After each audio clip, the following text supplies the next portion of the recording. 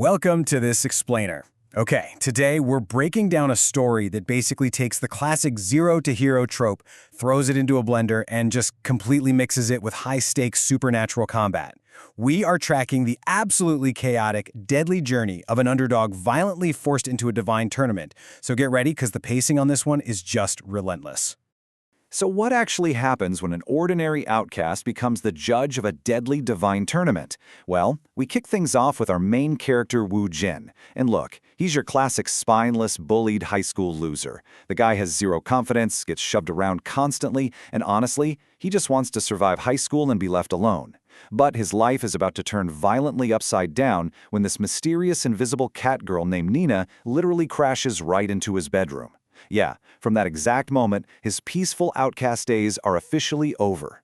But before we get into the heavy plot details, just take a look at this insane contrast. I mean, for fans of progression fantasy, this is the hook right here. That weak, bullied kid you see on the left, he absolutely does not stay that way. By the midpoint of this story, he undergoes this massive physical and magical evolution. I mean, he becomes the towering powerhouse you see on the right. It's a real game changer.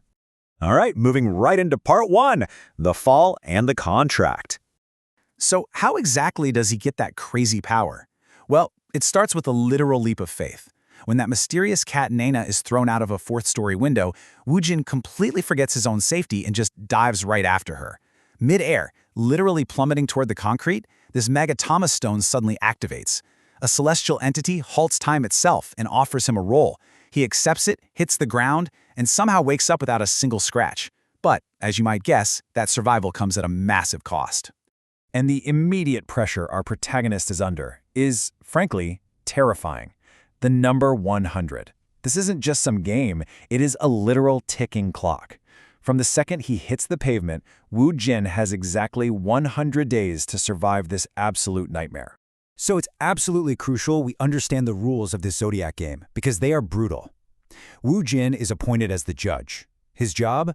To track down 12 Zodiac spirits that have taken over human hosts all across his city. If he fails to capture them in those 100 days, two very bad things happen.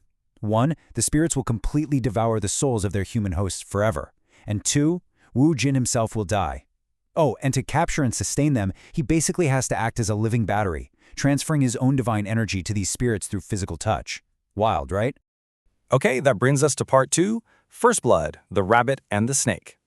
Right away, the first targets in this tournament hit incredibly close to home. The very first person to get possessed is actually Raven, Wu Jin's childhood friend and honestly the only person who ever stood up for him at school. She becomes the host for the erratic rabbit spirit.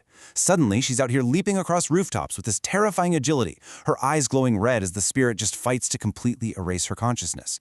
Wu Jin actually manages this desperate mid-air catch to save her, forcing a contract just in the nick of time.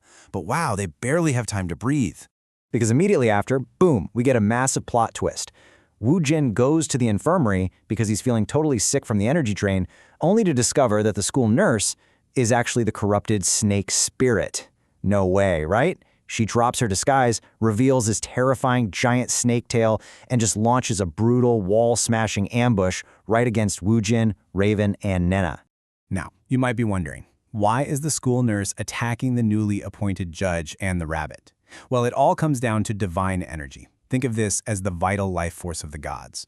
For these corrupted spirits, draining this energy from others isn't just about survival, it acts almost like a highly addictive drug that grants immense, supreme power. The snake wants to consume Wu Jin entirely to become this unstoppable creature. And honestly, it's looking like a completely hopeless battle. I mean, the snake crushes Nena, drains Raven, and leaves Wu Jin super weak, outmatched, and literally having to watch his friends die. Which leads perfectly into part three, the ultimate glow-up. And this is exactly where, as the source material jokingly calls it, Wu Jin unlocks his main character privilege. Driven by absolute despair, his judge powers forcefully awaken. He projects this massive, blinding yin-yang barrier that completely neutralizes the giant snake, literally forcing it into absolute submission without even throwing a single punch. It's an incredible moment. So capturing the rabbit and defeating the snake triggers a massive cascade effect. First off, his core power as a judge fully awakens so he can handle the immense divine load. Second, As he logs these spirits into his divine album, his body literally cannot contain the sheer power as a frail teenager. And third, he undergoes rapid, massive physical growth overnight. I'm talking his eyesight completely corrects itself, his height shoots up, and his frame broadens out. He literally goes to sleep a wimp and wakes up a titan. Talk about a glow-up. Next up, Part 4, Gathering the Zodiacs. But hey, looking good doesn't stop the ticking clock, right? Now he has to actually build his team, and his next 2 targets are wildly unpredictable. See, these spirits manifest through the host's deep-seated insecurities. So on one side we have Hyan, Woojin's former bully, who gets possessed by the pig spirit. She instantly gains massive weight and is plagued by this insatiable hunger, but she also gains incredible, bone-crushing physical strength. On the other side is Ji-hun, possessed by the sheep spirit. She transforms from a quiet, totally ignored librarian into an aggressive, obsessive yandere stalker with demonic horns, and she is actively hunting down anyone who ever bullied Woojin. And you guessed it, this leads to an intense mini-boss battle right in the middle of the school hallways. Ji-hun the sheep brutally hunts down Hien the pig, basically aiming to eliminate Woojin's former bully once and for all. This fight is just a super destructive clash of heavy hits and pure agility. To stop the bloodshed, Woojin really has to show just how much he's changed. He bodily steps right into the chaotic crossfire between 2 raging monsters, physically embracing the chaotic sheep spirit from behind to force a divine contract and finally snap Ji-hun out of her rampage. Let's jump into Part 5, Amusement Park Ambush. So with the pig and the sheep temporarily tamed, you'd think they get a breather, right? Yeah, wrong. Woojin takes his chaotic team to the amusement park for a supposed date just to ease the tension a bit. He actually ends up stuck on a Ferris wheel with Ji-hun, but right as she is about to confess her feelings, the entire ride gets sabotaged. Out of nowhere, the massive Ferris wheel suddenly starts spinning backward at lethal, terrifying speeds, literally threatening to crush them all. And you know what the most terrifying part of this attack is? It's the absolute eerie silence down on the ground. Despite this massive steel structure spinning completely out of control and girls screaming for their lives, the park operator is just standing there, staring at his phone. The crowds are just walking by, completely oblivious. It's this reality-bending illusion masking a deadly trap, and it is so creepy. Down on the ground, the girls need to stop the wheel by sheer force, but the problem is they're totally drained of energy. Well, Woojin, tapping fully into his new judge vision, steps up as the ultimate tactical battlefield support. He channels these massive surges of divine energy to his team, bypassing the usual slow transfer methods by delivering rapid forehead kisses, literally direct divine blessings. This instantly powers up the pig and sheep so they can actually catch the spinning wheel with their bare hands. They manage to force the wheel to a halt, ripping open the sabotaged cabin. And inside, it's this mysterious girl made entirely out of smoke.